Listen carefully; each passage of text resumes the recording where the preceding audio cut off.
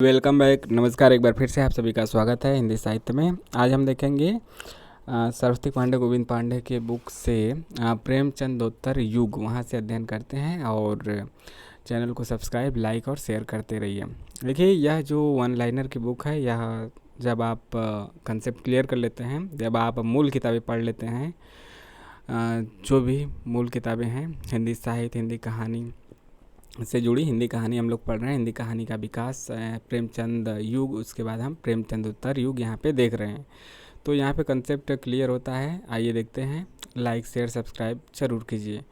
जैनेन्द्र की कहानियों के माध्यम से, जैसे कि आप नहीं पढ़ें तब भी हेल्प हो जाएगी, लेकिन आप मूल किताबें पढ़ के आते हैं, समझ के आते हैं, तो यहाँ पे केवल वन लाइनर के रूप में क्वेश्चन आंसर ही मान के चलिए, क्योंकि यहाँ पे ऐसे ही बताया गया है ताकि आप उसके निचोड़, उसके सारांश को समझ सकें।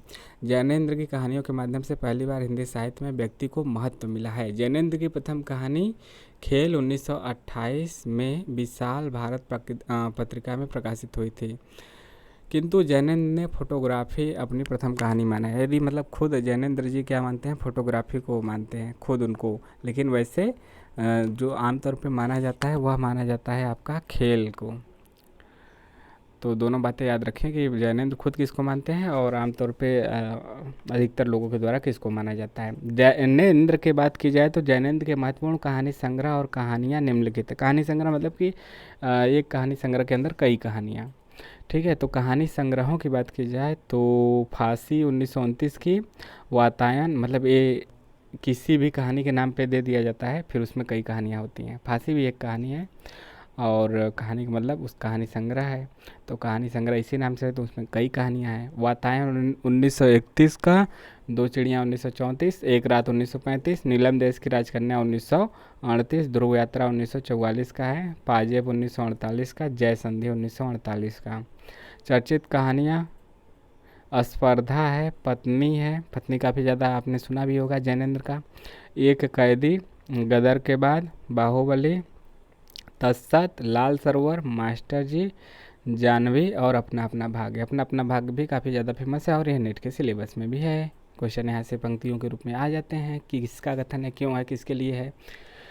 आगे है जैनेन्द्र की स्पर्धा इटली की पृष्ठभूमि पर जो इनकी स्पर्धा कहानी है वह इटली की पृष्ठभूमि पर विदेशी पात्रों को केंद्र में रखकर लिखी गई है। पूछा भी जा सकता है कि जैनेन्द्र की कौन सी कहानी विदेशी पात्रों पे आधारित है, तो विदेशी, या दे सकता है कि विदेशी पृष्ठभूमि पे है, तो यह है स्पर्धा। आगे देखते हैं यशपाल जी के। मतलब कि यशपाल जी कहाँ है। अब प्रमुख हम कहानी और कहानी संग्रह देखते हैं, तो सबसे नंबर आता है यशपाल जी। बारी बारी से प्रमुख लेखकों को देखते हैं प्रेमचंदोत्तर युग में। यशपाल जी आते हैं। यशपाल जी का है पिंजड़े की उड़ान 1939, ज्ञानदान 1943, ये सब कहानी संग्रह है।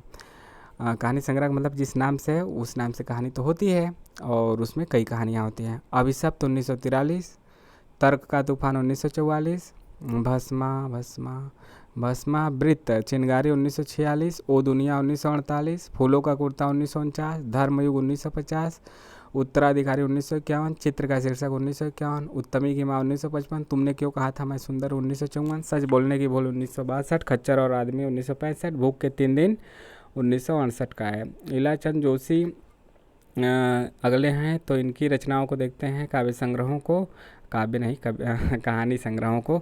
धूप रेखा 1938, दिवाली और होली 1942, रोमांटिक छाया 1943, आहूति 1945, खंडहर की आत्माएं 1948, डायरी के नीरस पृष्ठ 1951, कटीले फूल लजीले कांटे 1957 का है। आगे का है विपथगा 1937 का, परंपरा 1940, कोठरी की बात 1945, शरणार्थी 1948, जयदोल 1951, ये तेरे प्रतिरूप 1961 का है। अमर वल्लरी 1945 का है।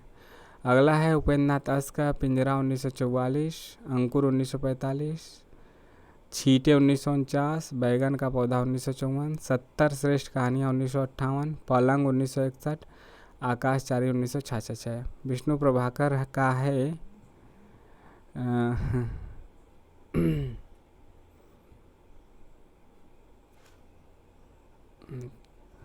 विष्णु प्रभाकर का देखते हैं। विष्णु प्रभाकर का है आदि और अंत 1945, रहमान का बेटा 1947, जिंदगी के थपेड़े 1952, धरती अब घूम रही है, अब धरती अब भी घूम रही 1970, सांचे और कला 1962 का है, पुल टूटने से पहले 1977, मेरा वतन 1980, खिलौने 1981, एक और कुंती, एक और द्रोणाचार्य भी था नेट के सिलेबस में, नाटक था, लेकिन यहाँ पे है एक और कुंती कहानी। तो यह कब का है? 1985 का, यह याद रखिए। ज़िंदगी एक रिहर्सल 1986, आसमान के नीचे 1989, कर्फ्यू और आदमी 1994, आखिर क्यों 1998, मैं नारी हूँ 2001, जीवन का एक और नाम 2002, ईश्वर का चेहरा 2003 का है। अमृतलाल नागर है, इनका है एक दिल हजार अफसाने 1986 का, केवल एक ही यहाँ पे महत्वपूर्ण है। कहानी संग्रह द्विजेंद्र नाथ मिश्र निर्गुण का है, टीला और कच्चा धागा। अमृत राय जो कि प्रेमचंद के पुत्र रहे हैं, मतलब पुत्र हैं, इनका है जीवन के पहलू 1947, तिरंगे का फन 1948, इतिहास भी इन्हीं का है।